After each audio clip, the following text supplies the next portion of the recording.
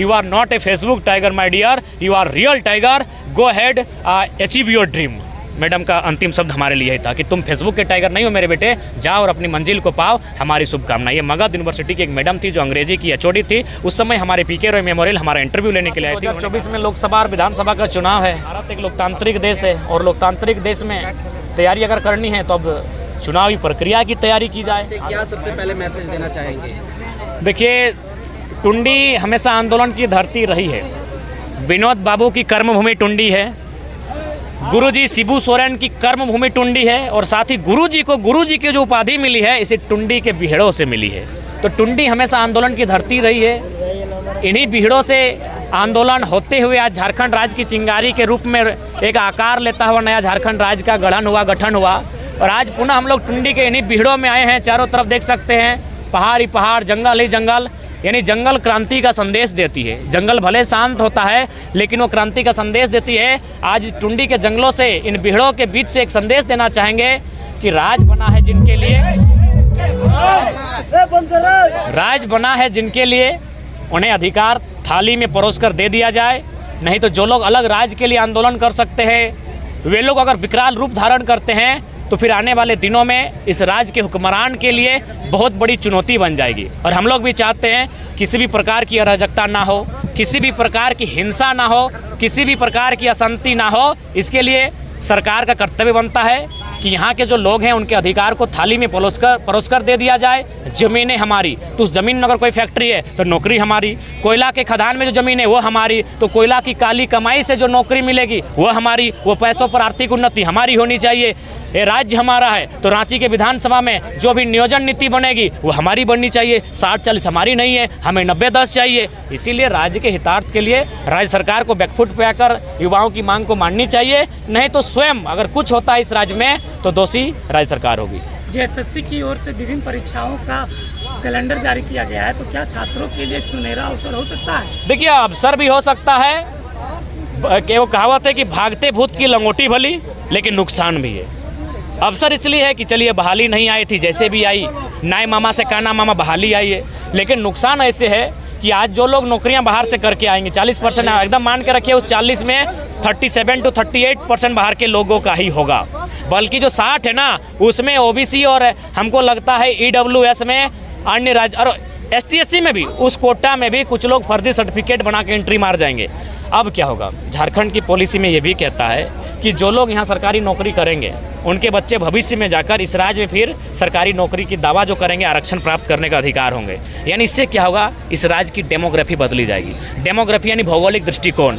आज देख सकते हैं धनबाद, सिंदरी, आपका बोकारो, झरिया, आपका बेरमो, आपका Ranchi town proper, Hazaribagh town proper, Tata Jamshedpur, इसकी भौगोलिक स्थिति बदल चुकी है। वहाँ झारखंड के लोग लगभग अल्पसंख्यक बन चुके हैं। उनकी भाषा संस्कृति का तौहीन हो रहा है, धज्जियाँ उड़ रही है और रोज़ नई संस्कृति वहाँ स्थापित हो रही है। तो इससे क्या है कि एक सभ्यता, एक संस्कृति नष्ट हो जाएगी।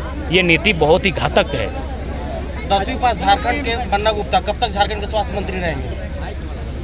जब तक पीएचडी करने वाले राजनीति में कहेंगे आई हेट पॉलिटिक्स, एमए करने वाले बोलते हैं I hate politics, bachelor degree करने वाले बोलते हैं आई हेट पॉलिटिक्स। इसीलिए जो नॉन मैट्रिक है और 10वीं है उन लोग आई लव पॉलिटिक्स कर रहा है और यहाँ के खनिज साधन, संसाधन, पैसा कौड़ी सब लूट के ले जा रहा है। तो ये तब तक रहेगा जब तक पढ़े लिखे लोग जागरूक है।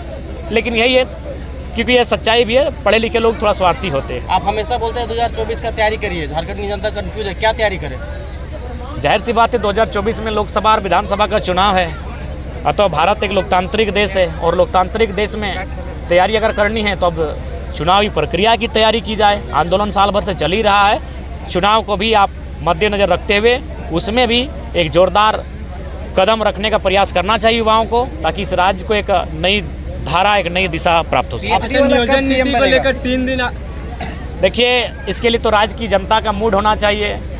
कब तक वह मैंने नॉन मैट्रिक तो कभी बड़ी मुश्किल से इंटर किया है जो एमपी कोटा से, मैंने साफ हम लोग कहते हैं ना टानी टूनी मैट्रिक पास, ऐसे लोगों को बनाती रहेगी। तो अब उनको भी मूड बनाना चाहिए कि अब bachelor degree, master degree, doctor degree वाले युवाओं को पॉलिटिक्स में मौका मिले और उन्हें राज्य की बागडोर कमान को संभालने का अवसर दिया जाए। जयराम महतो के हर वीडियो में नेक्स्ट सीएम जयराम महतो लिखा हुआ आता है कमेंट में, लेकिन आपने अभी तक कोई चीज विस्तार नहीं किया। 2024 समीप है, बाबूलाल मरांडी कहते हैं कि 100% की नीति इस बार हम लाएंगे, तो 2024 में हमें लाइएगा। आपका क्या कहना है इसमें? देखिए, पहला बात तो बाबूलाल मरांडी जी का है, मनुष्य हम सम्मान करते हैं, शिक्षित है, लेकिन झूठ बोलते हैं। जिस प्रकार देश के प्रधानमंत्री झूठ बोलते हैं, उससे बाबूलाल मरांडी भी झूठ बोलते हैं। आखिर पार्टी तो एक ही है। झूठ ऐसे बोलते हैं कि उनका एक पेपर हम पढ़ रहे थे, उसमें लिखा था हम कुतुब मीनार से कूद जाएंगे। अभी तक सही सलामत हैं, कूदे भी नहीं है। कम से कम अपना जो वचन दिया था उस कूद जाएंगे। तो दिमाग लगाते हैं, वो जाल बिछवा देते हैं। जिस प्रकार अक्षय कुमार की मूवी थी ना कि वहाँ जाके कूद जाओ, तो पानी में थोड़ी कूदा, वो जाके वहाँ हल्का जंप मार दिया। तो ठीक उसी प्रकार जाल बिछा के कूद देते। और एक बार वो बात बोले थे कि हरिद्वार चले जाएंगे, खेती बाड़ी कर लेंगे, तो कम से कम वो भी करते, एक दिन खेत रोप के आ जाते। तो उनके कथन पर विश्वास नहीं कर सकती है राज्य की कमेंट जनता। का जो सवाल रहा, कमेंट का, नेक्स्ट सीएम जयराम महतो, उसका क्या? देखिए, हम चाहते हैं कि कोई किसी चेहरे के रूप में हम लोग आने वाले दिनों में राज्य की बागडोर नहीं देखना चाहते। हम एक विचार को देखना चाहते हैं। वो विचार शिक्षा से, वो विचार डेयरिंग हो। हम बार बार कहें कि पढ़े लिखे नौजवानों को बागडोर दी जाए, लेकिन इस बार ये कहेंगे पढ़े लिखे निडर लोगों को, क्योंकि पढ़े लिखे लोग थोड़ा डरपोक भी होते हैं। इसलिए डरपोक होते हैं ना। आज अगर मेरा ही बात कीजिए, हम लोग भी पीएचडी कर रहे हैं, हमको भी डर लग रहा था आंदोलन में आए कि नहीं आए। कैरियर का सवाल है, बाहरी के खिलाफ बोलें कि नहीं बोलें, क्या होगा नहीं होगा। तो पढ़े लिखे थोड़ा सा निडर नहीं होते हैं, तो पढ़ा लिखा प्लस निडर। अब आप बोलिए कि निडर बात ये कहाँ से आया? निडर इसलिए आया कि लड़ाई केवल 60-40 नियोजन नीति की नहीं है, लड़ाई केवल 1932 के खतियान की नहीं है। उससे क्या होगा? खतियान से 3rd-4th ग्रेड की नौकरी। लड़ाई कोयला के खदान से है, वहाँ दबंग हैं, वहाँ माफिया हैं, वहाँ बाहुबली हैं। इसलिए वहाँ डेयरिंग विधायक चाहिए, जो सुनील महतो, गुरदास चटर्जी, कॉमरेड महेंद्र सिंह की तरह सीने में गोली खाने की हिम्मत कर सके। जनता ये विश्वास कर ले कि 2024 में ठीक से जयराम महतो जी सीएम के चेहरे के तौर पर खड़ा होंगे? नहीं, हम लोग एक विचारधारा के रूप में हम लोग कभी ऐसा सोचे नहीं है, सपने में भी नहीं सोचे हैं। लेकिन हाँ, हम लोग ये सोचे हैं कि कम से कम कुछ नए चेहरे विधानसभा तक पहुंचे, जो राज्य के लिए मजबूती के साथ जो भी नीति नियम, वो पक्ष में बैठे, विपक्ष में बैठे, कहीं बैठे, राज्य का हित हो तो मैंने मुस्तैदी के साथ आवाज़ बुलंद करे, और यदि राज्य का नुकसान हो तो सीधा वो अपनी इस्तीफा देने की भी जरूरत रखे। ऐसे नौजवान चुनकर विधानसभा के भीतर राज्य जाए। का भला कैसे होगा? जब आप कहते हैं कि नहीं हम ऐसे चेहरे के तौर पे नहीं बोलते, तो भला कैसे होगा? कौन भला होगा? एक आइडियोलॉजी। मैट्रिक फेल वाला आएगा तब भला होगा? नहीं, पढ़े लिखे नौजवान आने चाहिए, कम से कम ग्रेजुएट होना चाहिए,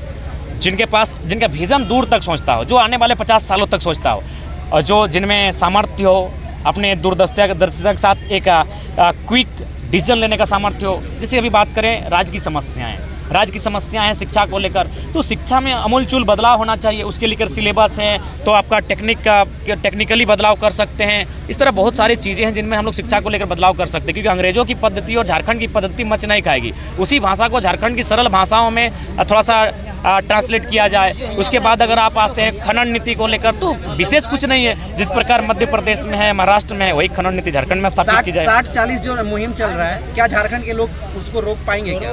अभी जो लागू कर दिया गया है, देखिए, इसको लेकर मुझे लगता है अब एक बहुत बड़ा मूवमेंट होना चाहिए, और संभवतः चक्का जाम जैसी अगर स्थिति उत्पन्न होती है तो शायद राज्य सरकार बैकफुट पर आएगी। और इसके लिए चाहिए कि अब थोड़ा सा अभिभावक वर्ग, जो थोड़ा सा उम्रदराज वर्ग है, उनका भी समर्थन मिले। अभी तक स्टूडेंट आए हैं, और कहीं ना कहीं स्टूडेंट नौसिखिया हैं, उनके पास गाइडलाइन का अभाव है, उनके पास जो है गाइड है, उनकी कमी है। तो उस दृष्टिकोण से मेरा मानना है कि अब थोड़ा सा अभिभावक टाइप के लोग आएँ, बड़े बुजुर्ग में आएँ, महिलाएं भी भारी संख्या में आएँ, और पूरे राज्य में 24 का 24 जिला, 264 के 264 प्रखंड, 32,000 गाँवों में इसकी किलकारी गूंजे कि राज्य सरकार गलत नीतियाँ लेकर आई है। तो मुझे लगता है ये बदलाव आएगा।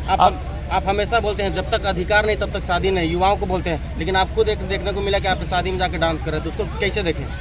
देखिए, हमने अपने बारे में कहा कि हम लोग अभी फ़िलहाल इसलिए अपने निजी जीवन को नहीं ले सकते हैं क्योंकि हम लोग के पास राज्य के जो नौजवान हैं उनकी एक छोटी सी उम्मीदें हैं, लेकिन बाकी लोग भी तो करेंगे। आखिर हम लड़ किन के लिए हैं? बच्चों के लिए। तो बच्चा तो भाई उनके लिए जो विवाहित है, लड़ाई उन्हीं के लिए है। लेकिन चूंकि हम इस बात को इसलिए रखें क्योंकि आंदोलन के दौरान हमने बहुत करीब से देखा है। मेरे पिताजी झारखंड आंदोलन के शहीद हैं, और चूँकि मेरे माँ को हमने बहुत करीब से देखा है। मेरे बहुत सारे चाचा हैं जो आज नहीं हैं, तो इसीलिए क्या होता है कि पारिवारिक जीवन तहस नहस हो जाता है।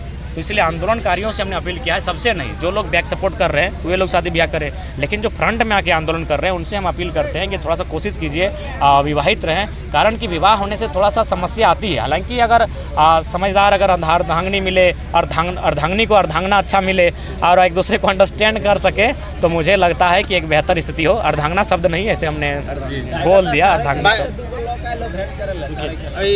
बन्ना गुप्ता का हाल ही में वायरल वीडियो पे वो बयान दिए, बन्ना गुप्ता का हाल ही में जो वायरल हुआ वीडियो उस पर वो बयान दिए कि ये एडिटेड वीडियो है, इसके बारे में क्या कहना चाहेंगे? देखिए, सबसे पहला बात तो मैंने स्पष्ट कहा है कि जनता भूख प्यास से त्रस्त है, नौजवान अपनी नियोजन को लेकर ग्रस्त है और नेता मंत्री सुरा सुंदरी में मस्त है। तो ये सच्चाई है, राज्य की अश्लीलता जो ऊपर लोग बैठे। हालांकि इस प्रकरण में एक चीज़ सामने आया, एक आध जो स्त्री हैं उनका नाम आया, उस पर हम चाहेंगे, नौजवानों से अपील करेंगे कि भले आप मन्ना को आड़े हाथे लीजिए, लेकिन जो भी स्त्री है प्रयास कीजिए किसी भी प्रकार से उनका नाम मैंने शक और संदेह के आधार पर भी मीडिया प्लेटफॉर्म में, सोशल मीडिया प्लेटफॉर्म में नहीं आना चाहिए। वो एक स्त्री है। और तब बन्ना का वायरल हुआ है तो वो एडिटेड कुछ भी नहीं है। बन्ना गंजी में पहना है, गंजी में कौन उसको एडिट कर दिया, पीछे आपका बैकग्राउंड इत्यादि इत्यादि।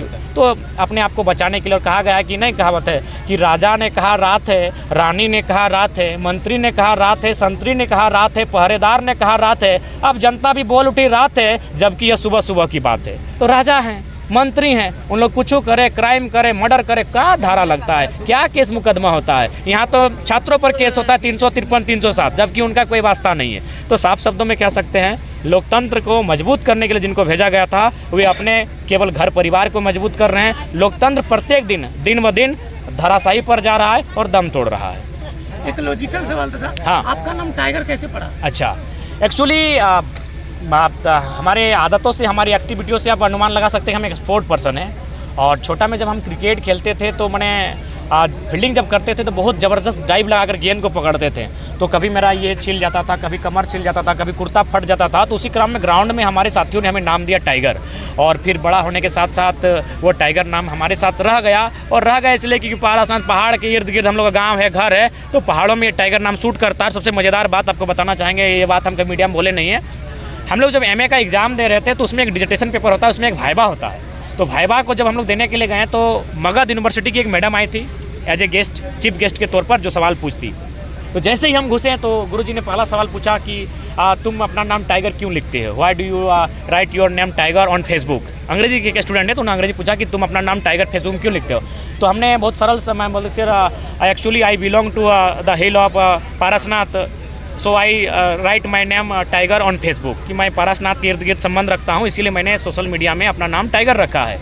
उसके बाद अगले गुरुजी का सवाल था कि तुमने सर पे पगड़ी क्यों बांधा है। तो चूँकि मेरा फेसबुक सर लोग भी देखते थे तो बोला कि सर हम किसान घर का बेटा है इसलिए पगड़ी बांधे। अब जो मैडम थी जो मगध यूनिवर्सिटी से आई थी, उन्होंने बहुत सारे सवाल जवाब किए और मेरा जो चैप्टर था वह रिवोल्यूशन इनकलाब पे था। उन्होंने कहा कि मेरे जीवन में एक पहला स्टूडेंट मिला है जो एमए करने के बाद अगर हमसे कोई पूछता है तो पूछता है कि मैडम यहाँ से हम कैसा काम करें या कौन कोर्स को करें कि मेरी सैलरी 50 से 60 हज़ार हो। एक पहला नौजवान मिला है हमको जो एमए करने के बाद भगत सिंह और आज़ाद दिखता है। और लास्ट में कहा, you are not a Facebook tiger my dear, you are real tiger, go ahead achieve your dream. Madam का अंतिम शब्द हमारे लिए था कि तुम फेसबुक के टाइगर नहीं हो मेरे बेटे, जाओ और अपनी मंजिल को पाओ, हमारी शुभकामनाएं। ये मगध यूनिवर्सिटी की एक मैडम थी जो अंग्रेजी की एचओडी थी। उस समय हमारे पीके रॉय मेमोरियल हमारा इंटरव्यू लेने के लिए आई थी। उन्होंने कहा था, you are not a Facebook tiger, you are a real tiger, जब हमने उनके सारे सवालों का उत्तर दे दिया। आप हमेशा हर सभा में कहते हैं कि जयराम मातो बहुत तेज लड़का है, उस पर ध्यान रखो, तो कौन कौन ध्यान रखता है? हाँ, एक्चुअली बहुत सारे जो पॉलिटिकल लीडर है उन्होंने कहा था कि लड़का बहुत तेज हो, बड़ी तिड़काल होकर पे नज़र रखिए, नहीं तो बहुत कुछ कर देते। और आज अगर ये मास मूवमेंट खड़ा हुआ है तो कहीं ना कहीं उसमें हम लोग का 0.1% रोल है। हालांकि श्रेय हम 99.9% औरों को ही देते हैं, लेकिन मानना है 0.1% रोल है। तो इसीलिए लोग इस बात को कहते हैं, बड़े बड़े पॉलिटिकल लीडर कहते हैं। हाल फिलहाल सुने गुमला में माननीय मुख्यमंत्री का काफिला कहीं रुका था तो उसी होटल में जहां उनका भोजन हो रहा था उनके जो कुछ सहयोगी लोग थे वो मेरी चर्चा कर रहे थे। इस प्रकार कुछ दिन पहले आपका जो आयसू दल के कुछ कार्यकर्ता थे जिनका कहीं कार्यक्रम था उनके सुप्रीमो का, तो रुके थे किसी माने भोजनालय में, तो सुने हमारा चर्चा करते हुए पाए गए। इसी प्रकार भारतीय जनता पार्टी के माननीय बाबूलाल मरांडी के कोई कार्यक्रम था, उनके जो साथी थे उनके जो सहयोगी थे वे भी कहीं ना कहीं मेरा चर्चा करते हुए पाए गए। तो इसका मतलब ये है कि हम लोग पर नज़र सबकी है, इसलिए क्योंकि आपको सुकरात याद होगा, सुकरात ने कहा हम विष का प्याला पी लेंगे, लेकिन जो लोगों में तर्क की कसौटी है उस पर युवाओं को तर्क की कसौटी में ढाल देंगे, यानी वो सवाल करेगा। बस हम लोग ज़्यादा कुछ किए चाहे नहीं किए, नौजवानों को सवाल करना सिखा दिए और नौजवान सवाल करने लगे हैं, CNT SPT एक्ट समझने लगे हैं, 1908 की कानून 1932 के खतियान के विषय में तर्क देने लगे हैं, कोल बेरिंग एक्ट को पढ़ने लगे हैं, लैंड एजुकेशन एक्ट को पढ़ने लगे हैं, जानने लगे हैं। तो बस यही हुआ कि हम लोगों ने नौजवानों को सवाल करने के योग्य बना दिया है। तो इस बात से लोगों को भीड़ से डर नहीं लगता है। उस भीड़ में हटकर अगर कोई एक अकेला चले लेकिन वो तार्किक हो, तो उससे डर लगता है। आज देख सकते हैं तीर तलवार से नहीं, इन्हें हमारे सवालों से डर लग रहा है। बहुत बहुत धन्यवाद दादा। धन्यवाद आप सभी।